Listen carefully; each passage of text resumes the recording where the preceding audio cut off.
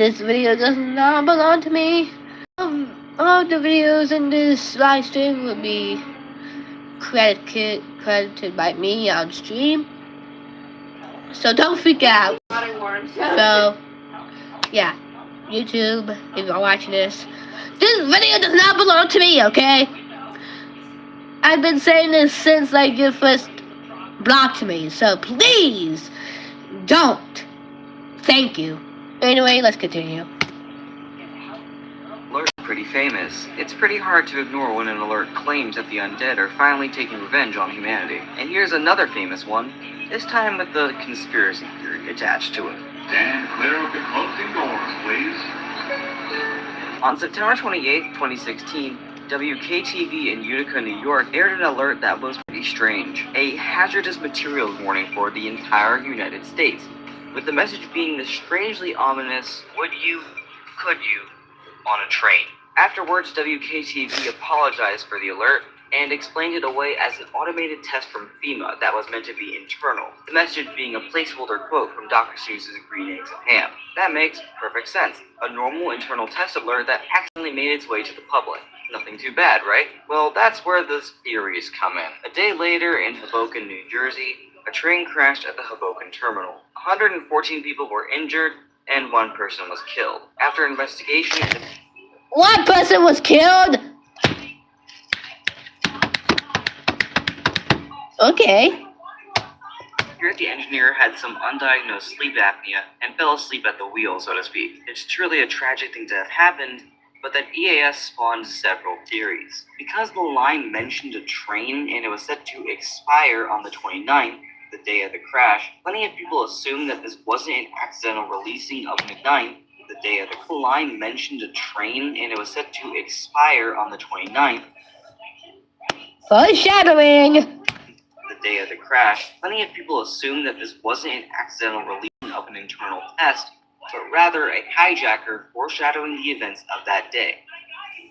It's not. Honestly, trying to cover up something like this with a theory that feels very loosely tied together is earnestly trying to foreshadowing the events of that day. It's not. Honestly, trying to foreshadowing the events of that day. Not.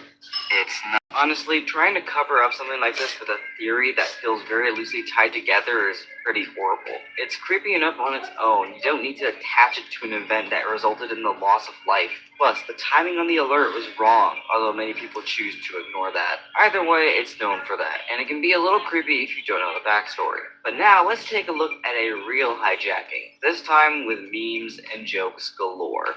Number 15. Burger King foot lettuce. In February 2020, users of Wave Broadband in Jefferson County, Washington, received jokes galore. Number 15. Burger King foot lettuce. Bam. That's how you do it. Burger King foot lettuce. Amy! What? Now put your Chromebook there! Boom!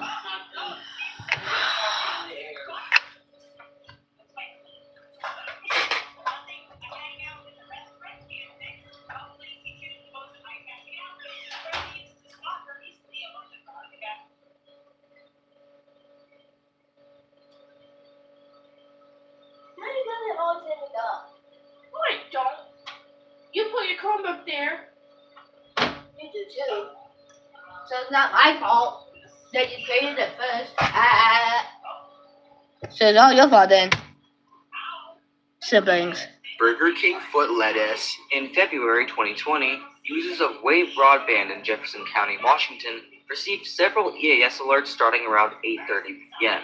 The first one was pretty innocuous, although still insanely out of the ordinary. A radiological hazard warning for the entirety of Washington. Except after the attention tone, the message wasn't relayed, but rather Young Thug and Gunna's Hot was played instead. Then they just kept going. This time with several funny messages at the top. These included, change your password to PegaClap, sub to Vinesauce on Twitch, twitch.tv/Vinesauce, and their ending message, I'm done, you can rest now.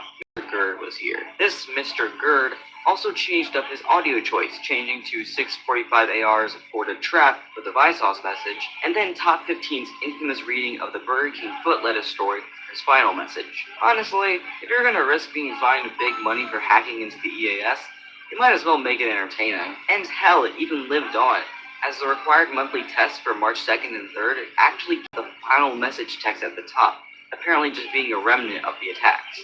And as far as I can find, the hijacker hasn't been caught, and if he ever is, I'm rooting for his freedom. This is one of the funniest hacks of the EAS I've seen in a while. And for a final entry for this video, let's take a look at when the audio just screws up and ends up transmitting something entirely different. Run for your life! Everyone run for cover! These are two different instances happening several years apart and under very different circumstances.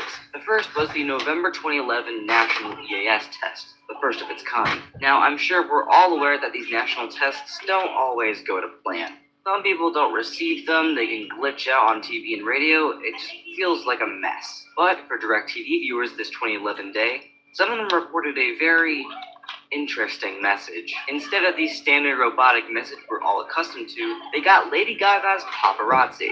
This is certainly one of Gaga's weirdest performances, but I'll take it. Now, this can be explained away by just how DirecTV works. When a channel goes off the air, it reverts to music. EAS headers are put on top of those off-the-air stations, and then are simulcasted across all stations, hence us then being alerted to Gaga. Another mess up in audio happened in September 2016. I'm trying to skew my way back.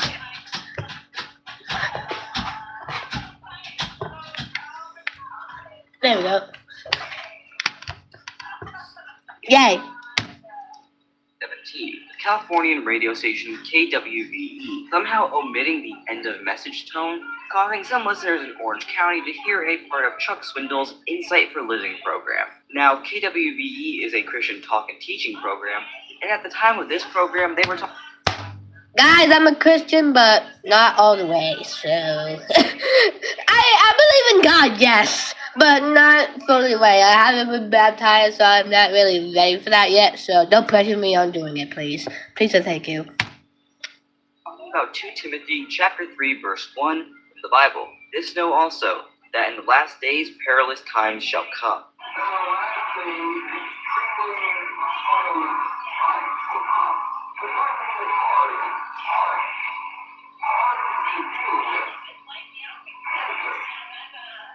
What the flip?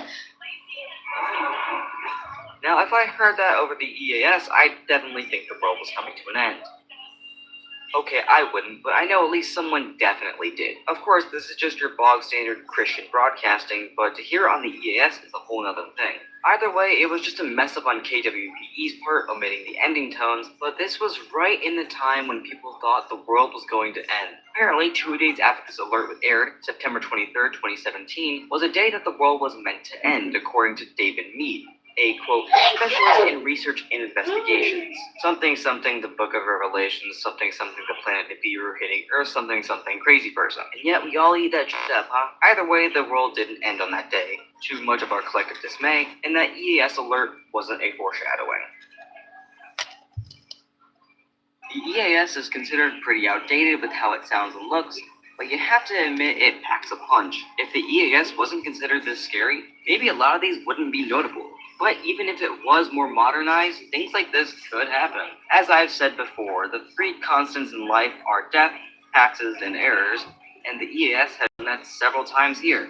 And of course, there are those few trolls and hijackers who want to see nothing but chaos unfold. But beside all of that, the EAS should be treated with respect. Normally, only those who have good intentions. No, not really. I'm going to go for a walk. Why, you want to go out and do something? Yeah. Yeah. Want to go for a ride? Yeah. Yeah. Bye, guys.